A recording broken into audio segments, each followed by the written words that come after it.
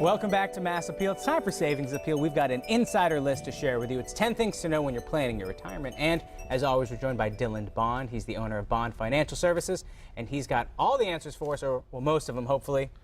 Either way, happy New Year's Eve. Happy New Year, Seth. It's a pleasure to see you. So absolutely. We've been talking about this 10 list, and it's all in that book.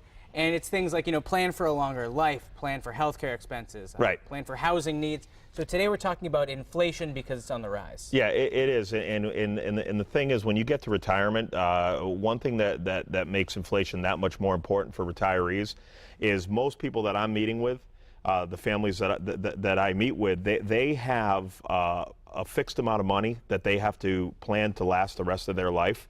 And when you get into retirement, the things that tend to have more effect with inflation, like healthcare costs, those costs are rising for retirees. As people get older, obviously their healthcare costs are going to continue to go up. They always the saying now is, what used to kill you, you take a pill and a nap, and you're fine for the rest of your life. So we really have to take that into consideration.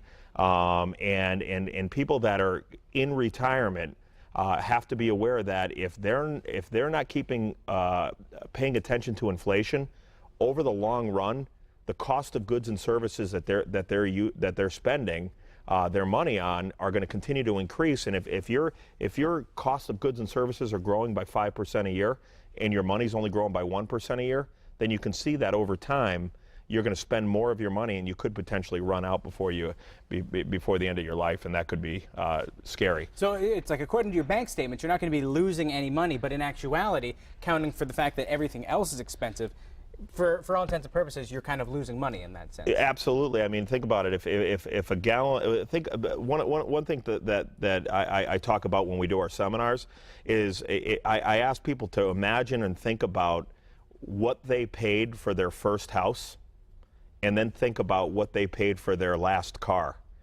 It's probably about the same. And a lot of hands go up when I ask, how many of you paid more for your last car than your first house? That's true. So you have to think about those things, because over the long run, by the time you realize what inflation has done and the impact that it's had on your finances, by that time it's too late. So you really have to be aware of it now and do things with your money that are going to help keep pace or outpace inflation, so that 15 years down the road, you're not in a crisis. And oftentimes, too, what the government's saying is a little bit different from actuality, because I know we talk about the fact that usually inflation's between 3 to 5%, but that doesn't include a lot of the things that we use all the time, like food or milk. Food and energy, yeah. Are two of the things that really aren't factored in.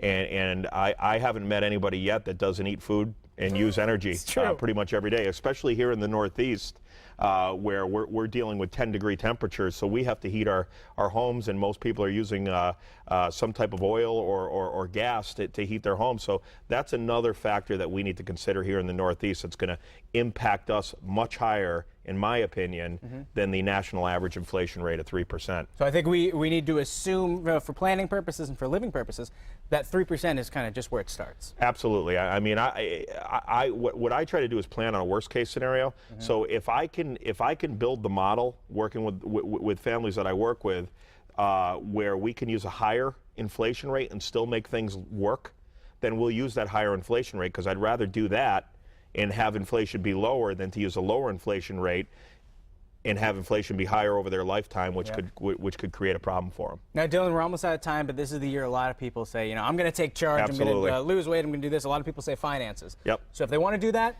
a great place to start is with you. Yeah, we do on a weekly basis. We do our retirement planning seminars at local restaurants in the area. Best thing to do is check our website at bondfinancialservices.net, or call George at the office. He has a list of upcoming dates and availability. It is by reservation only, and they're geared for people that are at or near retirement. So the best thing to do would probably be to call George or check the website, find out when the availability is.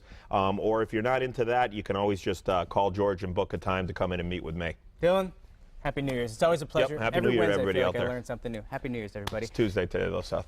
Happy New Year's Eve. Let's go with Happy New Year's Eve. Hey, again, if you want more information on this guy, just go to bondfinancialservices.net, or just give him a call, 413-754-4747. And ahead on